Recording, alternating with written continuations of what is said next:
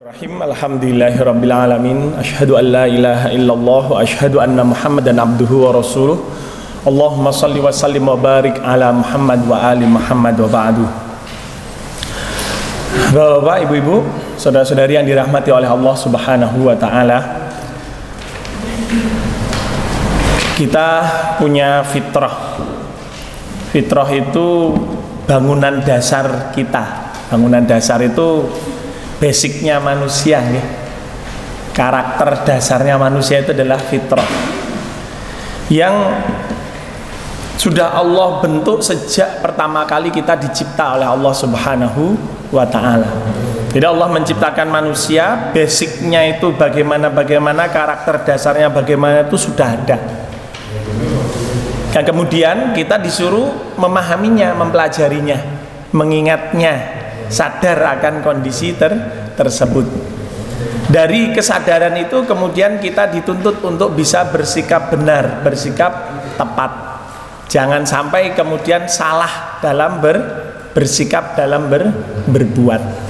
Di kesempatan kali ini saya akan mengajak Anda semua untuk yuk melihat fitrah manusia itu kayak apa sih gitu.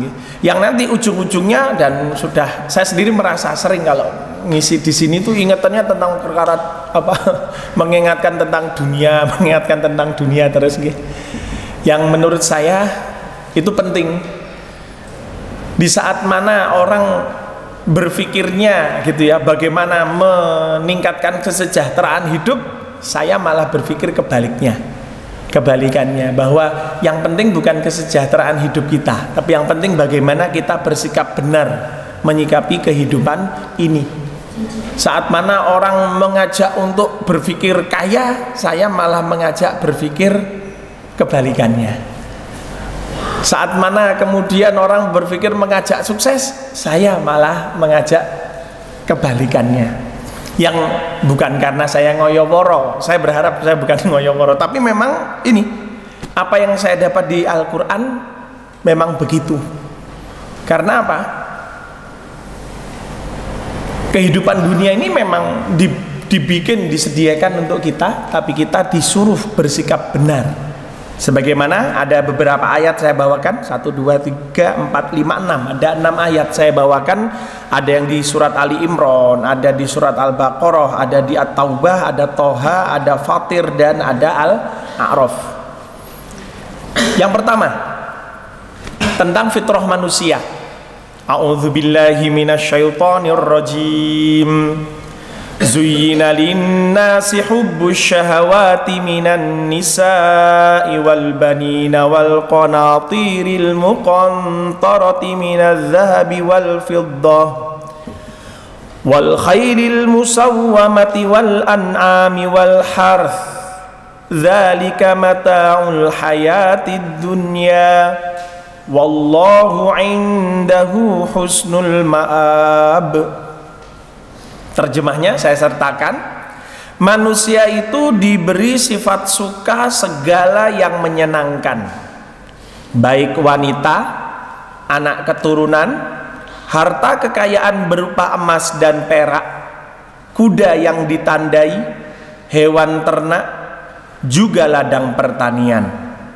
Itu semua adalah bekal atau fasilitas hidup dunia. Allah itu padanya ada sebaik-baik tempat kembali. Ini fitrah awal kita, bahwa kita dibentuk oleh Allah sejak kita dimplek-emplek oleh Allah. Dimplek-emplek itu kenapa? Dicetak oleh Allah, dibentuk di janin, di rahim ibu kita dalam bentuk janin. Itu kita sudah dibawai gitu ya, sudah dibekali sifat seperti ini, Pak. Dan ini manusiawi banget. Kita semua gitu ya pasti suka, nggak ada yang enggak, Pak. Apalagi itu memang kadang jadi sebuah kebutuhan, dalam tanda kutip ya, kebutuhan, karena harus hati-hati ketika menyebut sebagai kebutuhan. Jangan-jangan kepinginan, jangan-jangan hanya keinginan. Coba kita kadang-kadang kecampur antara keinginan dengan kebutuhan, itu kadang-kadang campur. Sebetulnya bukan kebutuhan, cuman keinginan, tapi akhirnya dijadikan suatu yang pokok. Dan repotnya kalau itu kebutuhan dijadikan keinginan saja. Alah ora penting yo nek iso yo ora yo wis gitu. Padahal itu kebutuhan. Ini yang kemudian harus kita waspadai. Tapi ini Allah membentuk manusia pada dasarnya itu suka segala sesuatu yang menyenangkan. Wanita jelas itu. Anak keturunan, masya Allah, anak keturunan yang bikin kita senang, bangga gitu. Kemudian harta kekayaan, wah semua mengejar. Cuman sekarang agak seleranya rendah, karena sekarang cuman cari apa? Duit itu kertas pak. Kertas, uang kertas, Anda tahu? Nggak ada nilainya sama sekali. Cuman disepakati bahwa ini jadi uang apa? Alat tukar, iya. Karena ketika uang terbakar sudah nggak ada nilainya. Uang sobek sudah nggak ada nilainya. Tapi harta kekayaan yang real adalah emas dan perak. Terbakar nggak masalah, sobek bisa sobek nggak pak? Emas itu cuil, cuil saja kita katakan cuil, ya dia tetap bernilai. Tercuil berapa gram ya tetap nilainya berapa gram. Makanya kita sekarang ini dibikin mencari sesuatu yang nggak ada nilainya sebetulnya, dipaksa. Makanya model-model orang kuno malah bener tukar tambah atau apa barter gitu. Jadi tukar menukar zaman dulu pakainya barangnya apa ditukar barang gitu gitu. Sekarang kelihatannya praktis, sebetulnya bukan praktis, nggak ada nilainya. Apalagi jenengan kemudian pakai uang elektronik. Wis belas rana jine pak itu pak. Cuman Anda bisa mendapatkan fasilitas apa gitu aja. Kelihatannya kelihatan modern tapi sama sekali nggak ada nih nilainya. Uang elektronik, HP-nya hilang, akunnya angus gitu tuh udah merongos tok bisanya. Transaksi jenengan jual barang kelihatannya dapat duit dengan uang elektronik tapi sebetulnya belas nggak ada nilainya. Karena itu hanya angka yang tertulis di dunia maya. Dunia maya pak. Segala yang sifatnya elektronik akhirnya hanya sifatnya maya. Makanya nggak usah dibanggakan. Dengan punya rekening duit 1 miliar gitu ya dalam bentuk rekening lo ya. Ya menurut saya bukan apa-apa itu. Tapi kalau jenengan punya emas 1 kilo, wah itu apa-apa. Karena apa? Antara emas 1 kilo dengan duit di rekening 1 miliar, saya malah percaya dengan yang emas 1 kilo daripada duit di rekening. Berapa banyak kasus pak orang ngerti-ngerti rekeningnya angus habis. Ada orang nabung nyelengi tiap hari masukkan ke rekeningnya dari Rasulullah untuk haji genep berapa tahun amblas pak angus. Waktu dilacak ke banknya nggak bisa apa-apa, malah banknya berlepas diri. Wah kami tidak bisa membantu, pokoknya kami hanya membantu menyimpankan. Itu kayak gitu tuh, bahwa nggak ada artinya. Tapi real, harta yang real adalah emas dan perak. Makanya beberapa muslimin kan kemudian punya odo-odo, yuk kembali ke dinar yuk, ngoten nggih. Sebagian muslimin karena apa? Karena itu real, ngoten nggih. Kekayaan yang nyata, ngoten nggih. Yang kemudian kuda yang ditandai itu boleh kita terjemahkan sebagai kendaraan, Pak. Kuda yang ditandai itu boleh dimaknai sebagai kendaraan, walaupun juga nggak harus. Karena apa? Ketika kuda gitu nggih, kuda itu memang sesuatu yang membanggakan, sesuatu yang memang menyenangkan. Cuman kita aja membayangke jaran, di bendi, bendi dianggap bendi nggak ada nilainya, atau punya andong dianggap andong tidak ada nilainya. Ya gara-gara gandengannya bendi, gandengannya andong, ya sudah nggak begitu bernilai. Tapi kalau kuda sendiri, coba jenengan bayangkan, naik bendi sama naik kuda mahalan mana Pak? Bendi berapa saubengan Pak? 5.000 ya? 5.000. Naik kuda saubengan 10.000, lebih mahal. Lebih mahal kuda, ngoten nggih. Nah ini yang kemudian apalagi kalau belajar bendi sama belajar kuda, ya lebih mahal belajar kuda daripada belajar bendi. Nah, ini nilainya memang tinggi. Nah apalagi kalau dimaknai dengan kendaraan, bahwa kita suka dengan kendaraan. Ya, ditambah dengan hewan ternak. Kalau kita nggak suka hewan ternak, ya memang panjang kita sudah terlanjur hidup di zaman yang nggak mengedepankan ternak. Padahal kalau zaman dulu, pokoknya di mana seperti di desa-desa, gitu Pak, di desa-desa setiap rumah pasti punya, kalau nggak kambing ada sapi, pasti ada itu. Karena apa? Kalau katanya orang itu rojo koyo Pak, gitu Pak. Rojo koyo niku nopo Pak? Saya sendiri nggak tahu maknanya. Enggak, maksudnya secara arti Pak. Secara arti rojo koyo. Gimana Pak? Hewan yang punya nilai. Oh, rojo koyo itu hewan yang punya nilai. Oh, rojo koyo. Nggih. Oh, ngoten. Enggak, maksudnya secara arti gitu. Rojo nopo, koyo nopo, ngoten. Itu yang saya tanyakan, makanya kemudian Bapak menerangkan itu apa namanya, hewan yang punya nilai. Oh ya, mungkin rojo itu yang paling tinggi, ngoten nggih. Koyo itu kekayaan, ngoten nggih. Mungkin begitu maknanya, ngoten nggih. Kayaknya kayak raja. Kayaknya kayak raja gitu. Nggih, bisa, ngoten nggih.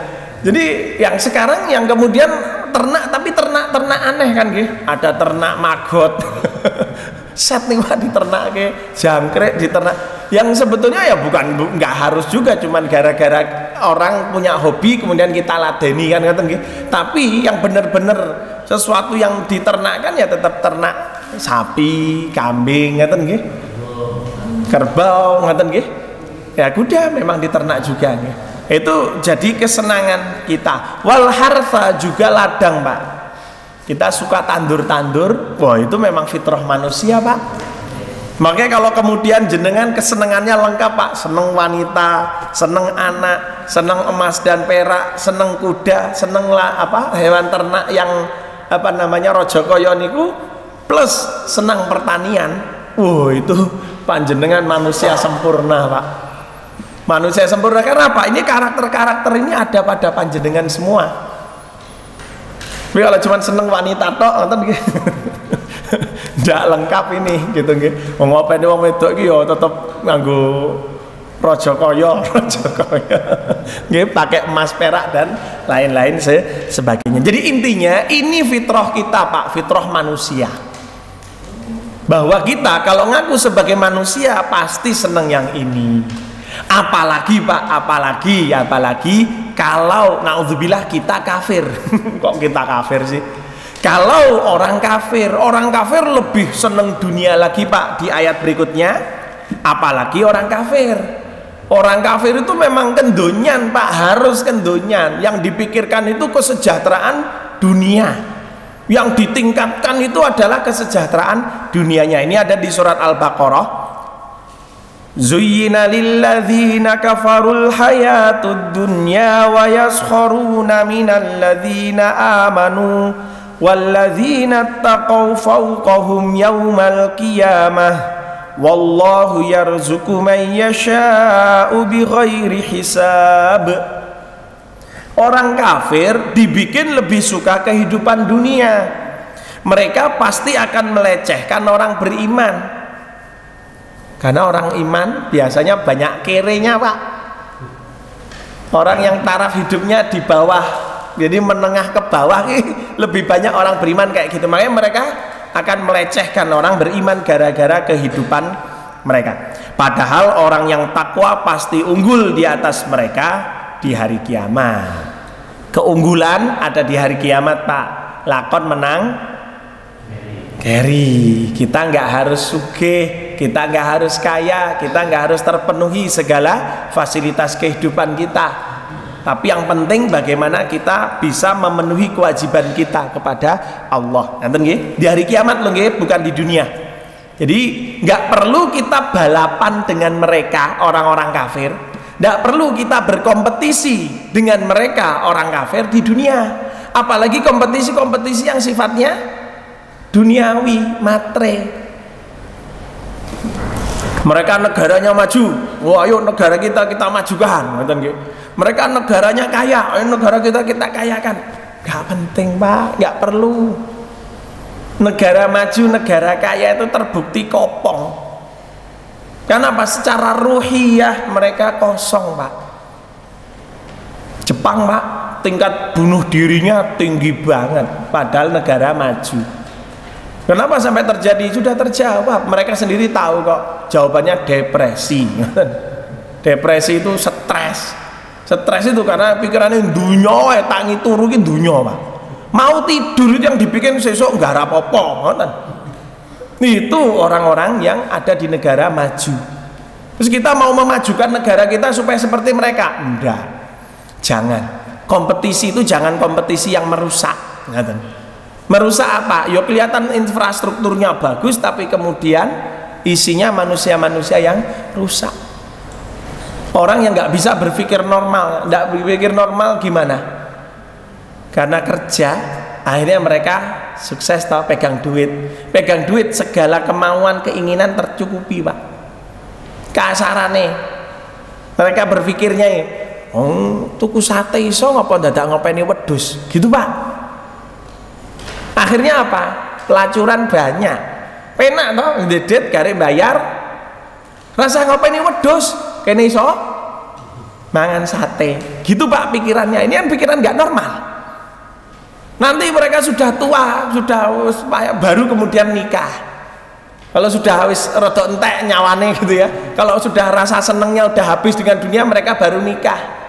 Nikahnya di usia-usia 40 tahun ke atas. Itu negara-negara maju kayak gitu Pak. Saat mereka merasa sudah bijaksana, sudah untuk kehidupan dunia nggak begitu senang gitu ya, mulai berpikir bijaksana, mereka baru nikah. Nikah wis tua.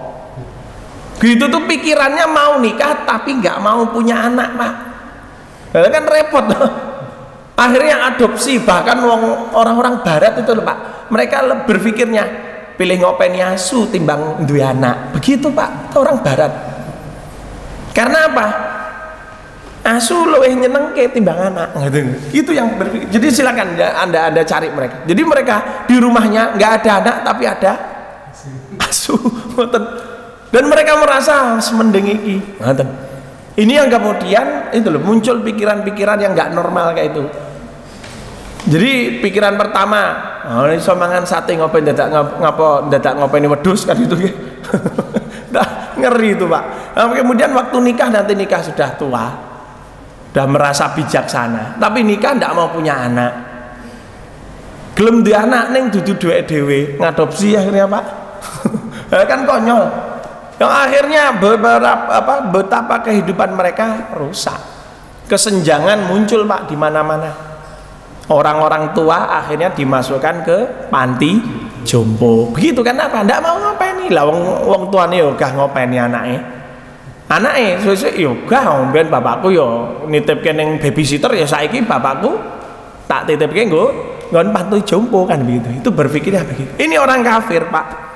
Memang mereka dibikin lebih suka kehidupan dunia. Mereka pasti akan melecehkan orang beriman. Padahal orang yang takwa pasti unggul di atas mereka di hari kiamat nanti. Allah memberi rizki siapapun yang ia kehendaki tanpa hitung-hitung Pak. Ada orang kafir, orang jahat, orang durjana, lah kok sugih, gek pejabat sisan, punya pengikut yang banyak. Omongane dinut dindel tur mandi. Kalau ngomong apa saja wis itu orang sudah harus nurut. Ada Pak. Mau contoh di Indonesia banyak Pak.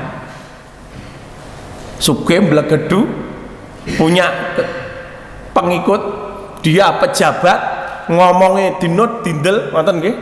Masya Allah sehat walafiat koyone ngoten nggih.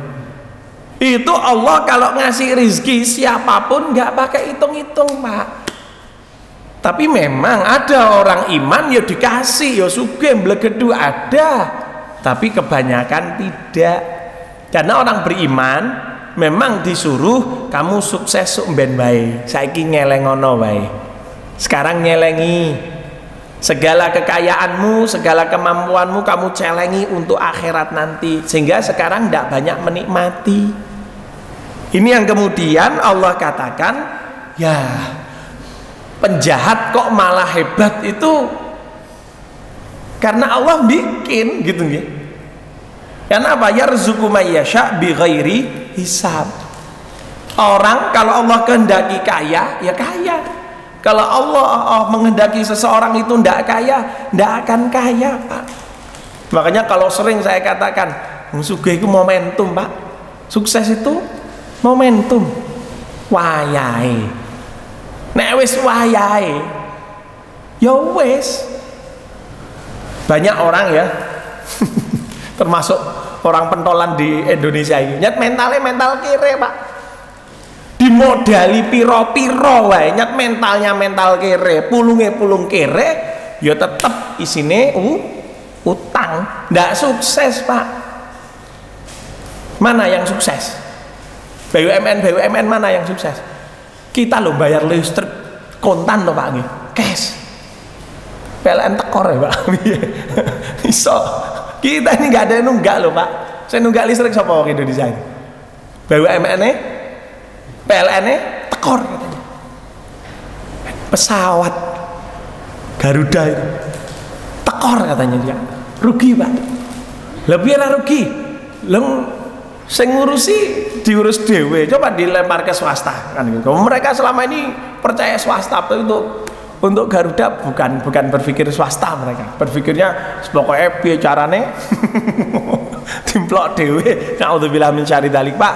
Orang kalau mentalnya kere gitu ya, disuplai dengan apapun, disuplai triliunan, hasilnya tetap ndak bisa. Sebagaimana juga orang kalau pulungnya pulung sugih, Pak.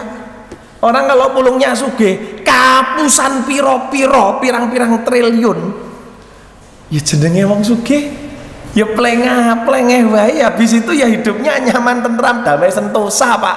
Karena apa? Ya memang pulungnya sugih. Ini yang kemudian membedakan. Kalau orang beriman yakin bahwa miskin atau kaya itu memang momentum. Terus kita disuruh genjot kehidupan kita, nggak perlu, Pak. Sak madya wae, seperlunya, supaya jangan sampai capek. Jangan tiba wae sugih, tiba diabetes, kolesterol, terus apa lagi, Pak? Ngenes gitu ya. Jadi kerjanya selama ini, kerja kerasnya itu memang go sugih, go bayari lorone DE lah kan buat apa? Jangan sampai seperti itu. Makanya kemudian diingatkan, jangan sampai terpengaruh. Jangan sampai terpengaruh. Allah bilang di surat At-Taubah, fala tu'jibka amwaluhum wala auladuhum, innama yuridullahu liyu'adzibahum biha fil hayatid dunya wa tazhaqa anfusuhum wa hum kafirun. Jangan sampai harta kekayaan dan anak keturunan mereka membikin kalian takjub, kagum, gumun, ngoten nggih, terhadap segala yang mereka jalani. Sungguh tiada lain, Allah hendak menyiksa mereka dengannya di kehidupan dunia ini, hingga diri mereka binasa sedang mereka dalam keadaan kafir. Para penjahat dibikin sugih, Pak, pancen betheke apa? Untuk menumpuk, untuk membayar siksa tingkat tinggi buat mereka, Pak. Jadi seperti tadi saya katakan, kita kerja keras, sugih, betheke mau ngarep bayar rumah sakit, gitu loh, kaya begitu. Lah mereka pun Allah nyatakan, jangan sampai Anda kok gumun, kagum, heran terhadap kesuksesan mereka. Ndak perlu. Lah wong itu sugihnya itu, kekayaan mereka yang mereka punya itu untuk membayar siksa tingkat tinggi yang mereka akan dapati nanti. Karena kekafiran mereka tingkat tinggi, Pak. Kekafirannya tingkat tinggi, siksane ya tingkat tinggi. Kayak orang wong sugih mosok ya rumah sakitnya wong ngecek-ngecek mbiyeh kan gitu nggih. Mestine rumah sakitnya ya satu hari bayar 5 juta, ngoten. Satu hari bayar 10 juta rapopo bayar kan gitu nggih. Demikian pula mereka.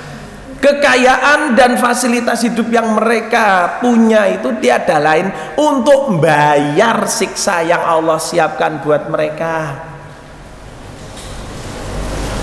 Sehingga nggak perlu kemudian herannya itu, oh no yo, uang kok bayar siksa lah, arep nyemplung neraka lho, jaluk di blonjo karo negara. Itu loh, gumun kita mestinya begitu, bukan melihat apa yang fasilitas yang mereka dapati, bukan.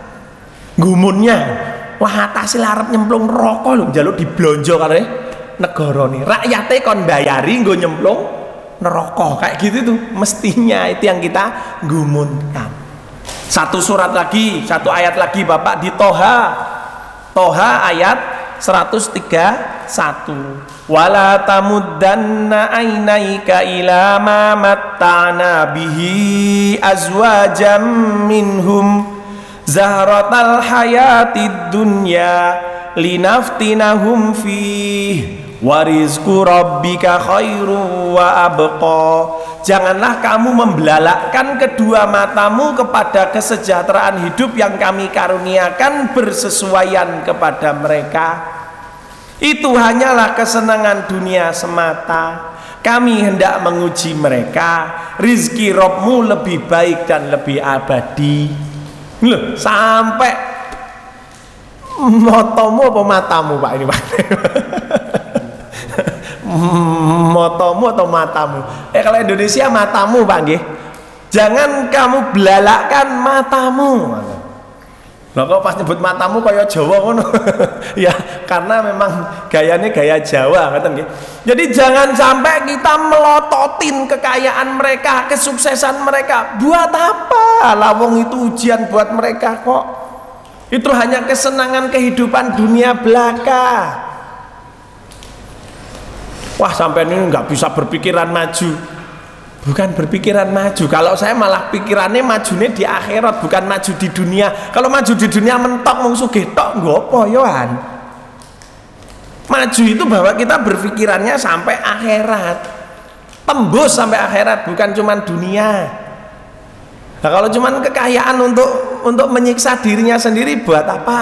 Nah, makanya di sini Allah mengingatkan kita, jangan kamu belalakkan kedua matamu kepada kesejahteraan hidup yang kami karuniakan bersesuaian kepada mereka. Itu hanyalah kesenangan dunia semata. Kami hendak menguji mereka.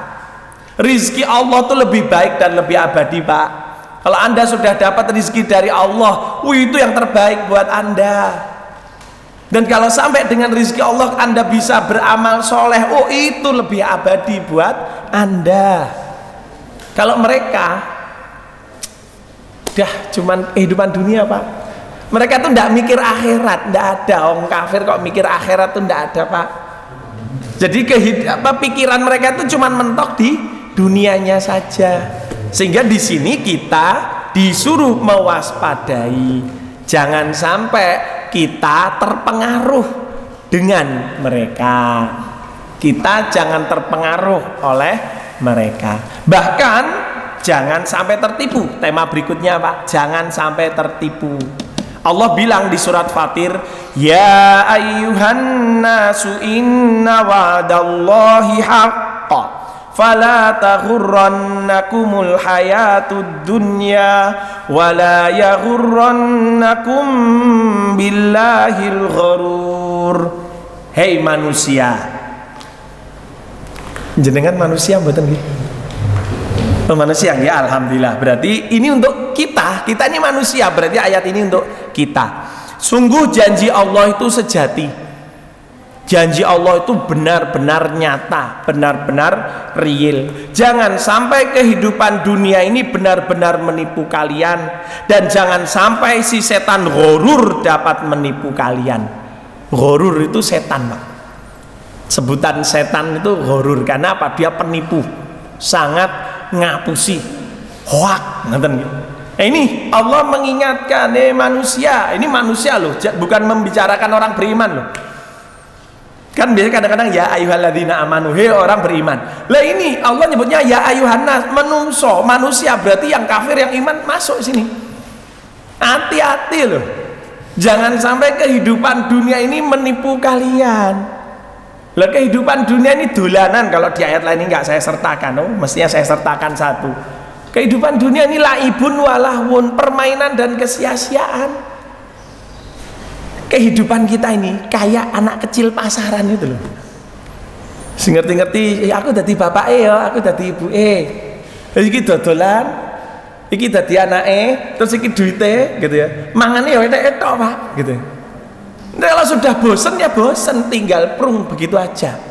Udah selesai mainnya tinggal prung. Demikian pula kehidupan dunia. Coba Anda bayangkan, saya Pak, saya sampai berpikir dalam beberapa waktu lalu.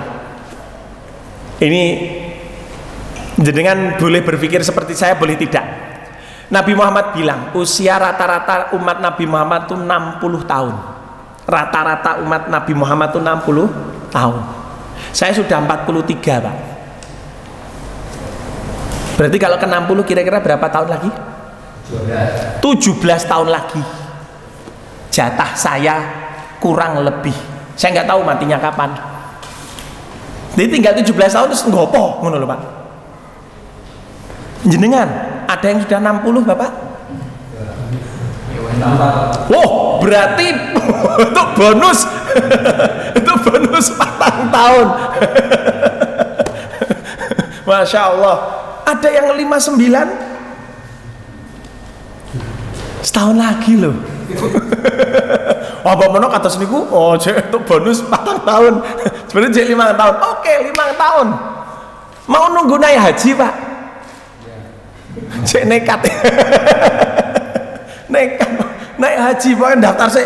Sing penting wis pokoke iso munggah kaji wis alhamdulillah nek ora lah swidak lho. Yang 45 masih 15 tahun. Yang 50 10 tahun lagi. 53 7 tahun. Terus kita mau apa? Masih berpikir lagi mau ngoyak kesejahteraan. Kesejahteraan yang kita kejar adalah kesejahteraan di akhirat. Makanya di sini jangan sampai ketipu. Dunia itu kalau di ayat lain dikatakan seperti hujan. Hujan grojok, munculkan tanduran, dipanen, tek wis habis begitu. Kerja dapat duit, hasil pakai habis. Kerja dapat hasil pakai habis. Kerja dapat hasil pakai habis. Gitu terus Pak kehidupan dunia. Siklusnya gitu. Nah terus kalau kemudian kita, makanya saya dulu waktu saya sampai sekarang alhamdulillah tidak pernah terpikir hidup di Jakarta Pak. Dulu kakak saya itu tinggal di Jakarta. Pisan-pisannya, Renio, moro, oke, saya dolan di sana. Ngelihat orang di sekitar, wis rame dunyone lho.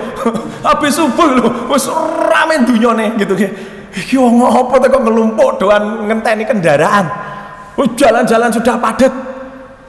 Itu iya naik jam 8 wis rampung. Jam 8 masih padat tuh Pak. Itu sampai nanti rada sepi. Itu pun belum sepi juga. Wayah rolasan rame meneh gitu. Itu nanti sampai asar gitu gitu. Pun gitu. Ya Allah Mas. Urip ning kene ya betah iki. Hawiteknen bahasane gitu gitu. Itu sekali dolan ya Allah ora bakal urip ning Jakarta kaya ndak tahu sekarang kayak apa. Itu wajah tahun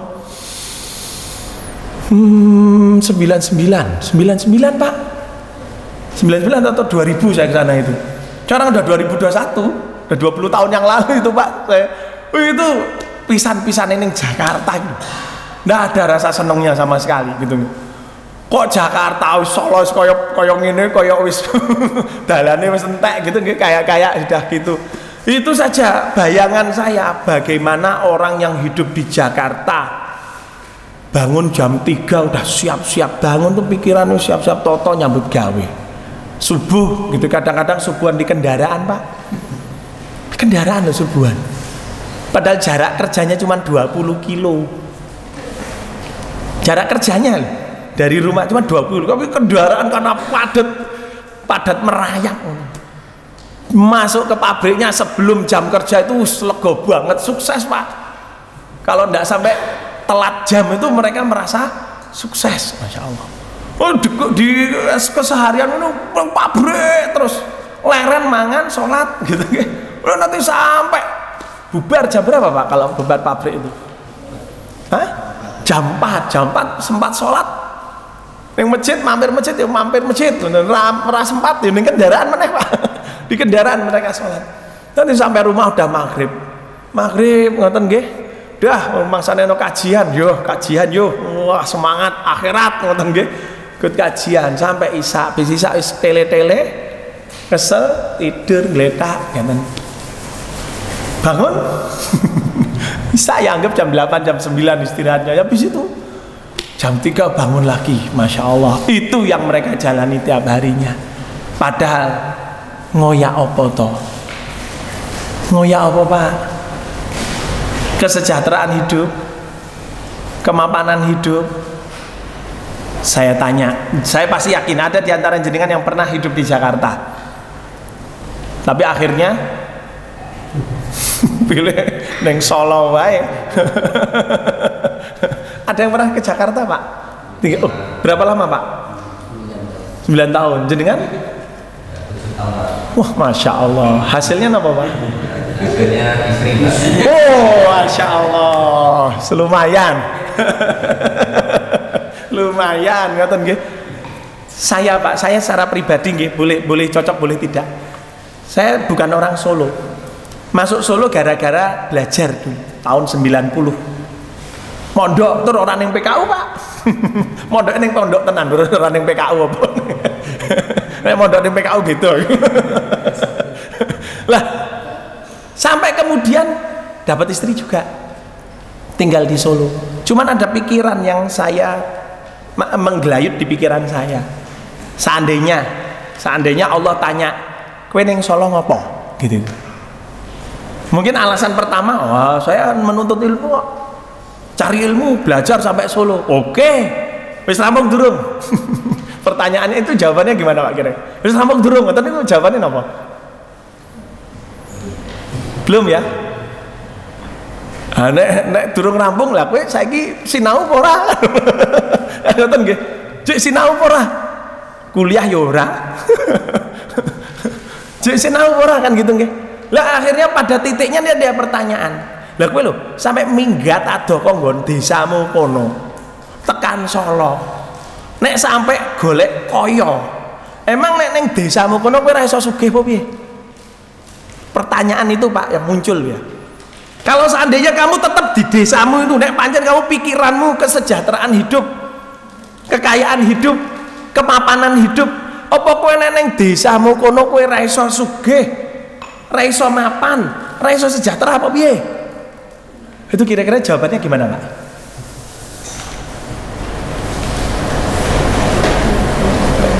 Gitu kok. Duka malah. Dalam hal ini kalau kita tetap di desa kita, apa kita nggak bisa seperti kita sekarang? Kita sekarang ini pertanyaan juga. Saya ini cek ngopo kan? Apa cek podo wae? Maaf, sejahtera juga ndak, mapan yuk cek ngontrak-ngontrak, ngoten nggih umpamanya. Pertanyaan itu nanti kalau Allah tanya terus apa enggak repot menjawabnya, Pak. Makanya kemudian jangan pernah berpikir kesejahteraan. Yang kita pikirkan, ya Allah saya ke tempat ini demi mengharap ridhomu. Bukan kesejahteraan yang saya kejar, bukan kemapanan hidup yang saya kejar, tapi karena saya butuh, karena di sini kalau saya merasa di Solo ini alasan hidup di Solo karena banyaknya kajian-kajian, Pak. Solo itu wah Masya Allah, Solo nggih, secara Solo dan karesidenannya. Wih, itu gudangnya kiai dah. Gudangnya kelompok majelis-majelis taklim itu Solo. Tapi memang berimbang, Pak, karena Solo adalah kandangnya PKI. Itu berimbang, Pak. Berimbang. Jakarta majunya itu karena ada FPI, Pak. Tidak ada FPI amblek itu Jakarta. Karena harus berimbang. Sak bejat-bejate wong ono, ya sak apik-apike wong kudu ono. Itu harus ada, harus berimbang. Namanya balance, gitu nggih. Solo pun demikian. Gudangnya kiai tapi yo kandangnya PKI. Udah berimbang gitu. Mana? Nah di sini kita jangan sampai tertipu. Nah, terus gimana sih menyikapi dunia ini sebetulnya? Di ayat terakhir Allah menyatakan di surat Al-A'raf, Qul man harrama zinatallahi allati akhraja li'ibadihi wat thayyibati minar rizq Qul hiya lilladzina amanu fil hayatid dunya khalisatan yaumal qiyamah kadzalika nufassilul ayati liqaumin ya'lamun. Katakanlah, katakan Mat. Ayo sapa to? Gitu nggih. Sapa to itu? Siapakah yang mengharamkan kesenangan Allah yang Ia munculkan untuk hamba-hambanya juga segala rizki yang baik? Emang haram toh menikmati dunia ini? Emang haram? Emang nggak boleh orang hidup kaya, orang pakai fasilitas-fasilitas yang mewah? Emang haram? Jawabannya tidak ada yang mengharamkan. Jenengan masuk haji numpak getek Pak. Lah kalau memang harus naik pesawat ya pakai pesawat. Kalau memang harus tiketnya tiket yang mahal, ya pakai tiket yang mahal, enggak apa-apa. Jenengan ke Jakarta mau silaturahmi, pilihannya naik VIP, naik eksekutif, atau bisnis, atau ekonomi. Harus ekonomi wae, ekonomi entek. Karena banyak yang suka kan gitu. Ya wis numpak bisnis, oh bisnis iki turah siji mau, coba delon diparani wis pun telas Pak. Duh. Lah numpak eksekutif lah. Ya iya memang larang sampean lho mau silaturahmi ke Jakarta umpamanya eksekutif memang kenapa? Oh tapi larang. Larang nek ono duit emang larang apa piye gitu. Larang tapi jenengan punya duit mboten? Duwe piro? 10 juta. Lah sudah eksekutif loro lho. 10 juta. Eksekutif harga berapa Pak? Kalau eksekutif Pak? Kereta berapa? Berapa? 600 lho, 600 pindho 1200 10 juta cek kurang cek turah wi ngoten nggih. Udah mangkat tong silaturahmi lho, kan gitu nggih. Silaturahmi kan berapa habis ndak apa-apa. Seperti itu bahwa boleh ndak apa-apa memanfaatkan kehidupan dunia, kesenangan dunia. Makanya Allah mempertanyakan, sampaikan Mat, emang haram toh? Siapa sih yang mengharamkan segala kesenangan kehidupan dunia yang Allah munculkan untuk hambanya? Demikian pula rizki-rizki yang baik. Jenengan Pak mau makan yang kualitas tidak apa-apa. Jenengan maunya beras-beras yang bukan beras jatah, pokoknya beras yang berkualitas. Beras berkualitas harganya rata-rata 15.000 per kilo. Ya ora apa-apa nek pancen iso. Dan sembodo loh. Ini nggak ada larangan. Terus jenengan maunya makanan-makanan yang organik, ya nggak apa-apa. Organik biasanya kan mahal, ngoten nggih. Ayam organik, berasnya beras organik, sayurnya sayur organik. Ya nggak apa-apa kalau memang nyandak gitu. Nggak ada larangan untuk itu. Demikian pula wathayyibat minar rizki terbaik. Rizki terbaik itu yaitu tadi berkelas Pak. Apa dilarang? Enggak. Bahkan Allah bilang kul hiya lilladzina amanu fil hayati dunya. Memang di kehidupan dunia ini boleh. Itu untuk orang beriman juga. Bukan hanya yang berkualitas untuk orang-orang kafir saja, enggak. Orang beriman pun boleh menikmati yang berkualitas itu. Bahkan yang berkualitas itu hanya untuk orang beriman di akhirat nanti. Khalisatan yaumal qiyamah, di hari kiamat nanti itu hanya untuk orang beriman. Yang kafir tidak dapat, tidak jatah, tidak kejatah Pak. Kalau sekarang di dunia yang kafir dapat, yang iman juga boleh dapat. Boleh dapat dalam arti boleh menikmatinya, nggak ada larangan. Neng kudu ora. Apakah harus? Tidak. Apalagi Anda paling pilih beras harga 10.000 per kilo. Ada yang mau cari murah-murahan 9 ribuan. Itu pun udah dianggap beras yang nggak baik, padahal sama saja. Jenengan bisa makan sehari makan sehari bisa habis 40, jenengan pilih 30, nggak apa-apa. Apakah boleh kalau kita sehari makan uang makan kita habis 70.000? Ya nggak apa-apa, nggak masalah.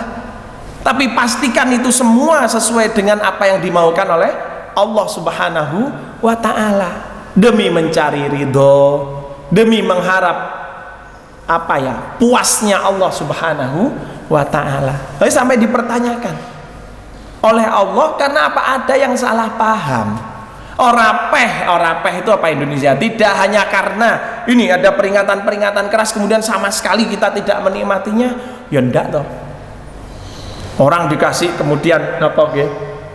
Segala barang-barang berkelas kemudian dia kula mboten kula tak ngire mawon, maaf kelasnya, ya ndak apa-apa kok, ndak masalah. Tapi kalau sampai kemudian menyiksa diri gara-gara itu, menyiksa diri demi menyusahkan diri gitu nggih, membikin susah diri, ya malah rugi kita. Nabi Muhammad itu hidup kaya bisa Pak, tapi beliau memang sengaja minta kepada Allah, ya Allah hidupkan saya dalam kondisi miskin, matikan saya dalam kondisi miskin, bangkitkan saya bersama orang-orang miskin. Itu demi memudahkan urusan pending akhirat, urusannya ora usah oke-oke. Waktu sidang itu loh Pak, di padang mahsyar sidang sama Allah, supaya urusannya nggak banyak. Pilih hidup miskin, mati miskin, dan dibangkitkan bersama orang-orang miskin. Tapi Nabi Muhammad tidak pernah mencela sahabat-sahabat yang kaya. Bahkan kekayaan itu membantu. Tapi apakah benar-benar, maaf ya, seperti ini kebetulan saya nggak sepakat. Bukan kebetulan, memang saya nggak sepakat. Ada orang menggenjot gimana supaya orang Islam sugih kabeh. Nggak bisa Pak, itu absurd, konyol. Akhirnya yang terjadi, orang Islam dipaksa matre kendunyan. Alasannya nek sugih bisa membantu dakwah. Kalau kita kaya, punya dana, kita akan bisa menyuplai, melancarkan dakwah kita. Nabi Muhammad loh Pak, mengajak jihad sahabat-sahabatnya itu tidak nunggu mereka sugih. Nabi Muhammad mengajak sahabat-sahabatnya jihad fisabilillah, perang, mati itu loh Pak, meninggalkan keluarga yang ancaman apa, yang salah satu hasilnya adalah kematian. Itu tidak nunggu mereka sugih, bahkan mereka melarat-melarat diajak mangkat, sangu cumpen itu loh, berangkat jihad Pak. Sampai mereka dalam perjalanan cuman ngemut kurma satu tok Pak, dimut wis rada kembung, di kantongi lagi, dah nanti udah mulai lemes lagi, dimut sampai rada kembung karena ngemut sambil minum air, nanti habis itu nanti kantongi lagi, begitu. Karena memang tidak nunggu kaya Pak untuk melaksanakan syariat-syariat Allah. Bahkan hati-hati, waspada dengan kekayaan, jangan sampai kemudian menghalangi kita untuk mengabdi kepada Allah Subhanahu wa Ta'ala. Sehingga monggo ayat-ayat yang saya sampaikan ini sampai 6 ini Bapak, ada fitrah manusia. Orang kafir lebih suka dunia. Jangan sampai kita terpengaruh kehidupan orang kafir yang maju, yang sukses, dan jangan sampai tertipu kehidupan dunia ini. Manfaatkan dunia sesuai dengan kebutuhan kita, karena memang nggak ada larangan untuk menikmati kesenangan dunia ini, tapi pastikan demi mengharap ridho Allah Subhanahu wa Ta'ala. Saya tutup dengan doa dulu. Bismillahirrahmanirrahim. Subhanallah walhamdulillah wala ilaha illallah wallahu akbar wala hawla wala quwata illa billahil aliyil azim. Allahumma la mani'a lima a'taitah wala mu'tiya lima mana'tah wala yanfa'u dzal jaddi minkal jaddu. Allahumma salli ala Muhammad wa ala ali Muhammad kama sallaita ala Ibrahim wa ala ali Ibrahim innaka Hamidum Majid. Rabbana ighfir lana dzunubana wa kaffir 'anna sayyi'atina wa tawaffana ma'al abrar. Rabbana ighfir lana dzunubana wa israfana fi amrina wa tsabbit aqdamana wansurna 'alal qaumil kafirin. Rabbana ighfir lana wa liwalidina walil mu'minina yauma yaqumul hisab. Rabbana ighfir lana wa li ikhwanina alladhina sabaquna bil iman wa la taj'al fi qulubina ghillan lil ladzina amanu rabbana innaka ra'ufur rahim. Rabbana la tu'akhidhna in nasina aw akhtana. Rabbana wa la tahmil 'alaina isran kama hamaltahu 'alal ladzina min qablina. Rabbana wa la tuhammilna ma la taqata lana bih wa'fu 'anna waghfir lana warhamna anta maulana fansurna 'alal qaumil kafirin. Allahumma arhamna bil Qur'an waj'alhu lana imama wa hudaw wa nuran wa rahmah wa dzakkirna minhu ma nasina wa 'allimna minhu ma jahilna warzuqna tilawatahu ana al-laili wan nahar waj'alhu lana hujjatan ya rabbal alamin. Allahumma faqihna fid din, Allahumma 'allimna al-kitab, Allahumma aslih lana fi dinina wa wassi' lana fi darina wa barik lana fi rizqina. Ya muqallibal qulubi tsabbit qulubana ala dinik wa ya musarrifal qulubi sarrif qulubana ila ta'atik. Rabbana hab lana min azwajina wa dhurriyyatina qurrata a'yun waj'alna lil muttaqina imama. Rabbana atina fid dunya hasanah wa fil akhirati hasanah wa qina adzabannar.